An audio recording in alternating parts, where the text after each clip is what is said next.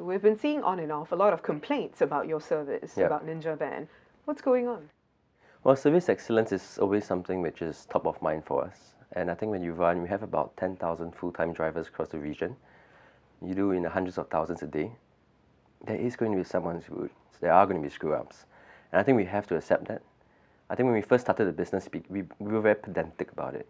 Every single complaint, we took it personally, we took it to heart. Shouldn't you? Shouldn't any good business take it to heart and take it personally and do something about it?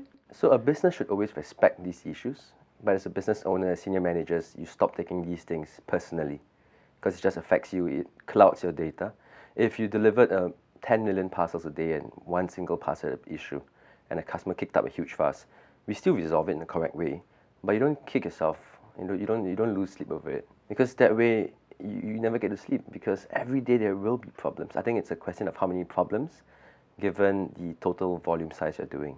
And to methodically and to use data correctly, to identify the root causes and methodically stamp it out. So we are doing all these. We also understand that this is a very thankless business, that if it's on time, if it's a perfect order, customers expect it as such.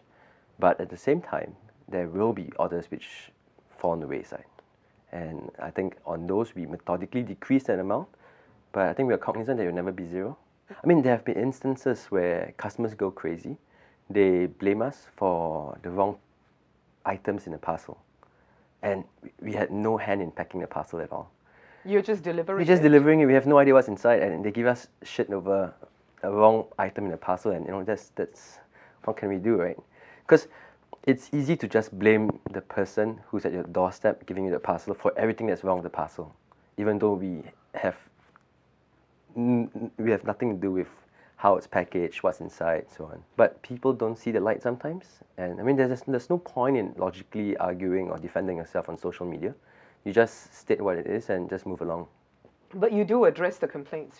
We try to address the complaints. I mean, you've got to do service recovery, otherwise what's the point? We do, but some things depends on which ones there are. So if it's late and so on, we try to expedite it. But there are only so many sorries you can do sometimes. Whether or not we actively go up there to defend ourselves is a separate issue. Because I think many times if you look at these big complaints, if you're a logical person, rational person, you look at our explanation, you probably see our point of view. But the person's angry, for whatever reason, may not, and he just keeps ranting on and on and on. And the last thing we want to do is to get into a public spit and argue publicly on social media. That's not something we want as well. We believe in keeping quiet, doing the best we can, being logical about what we've done wrong and fair, and saying that we address it. But I think after that we move on.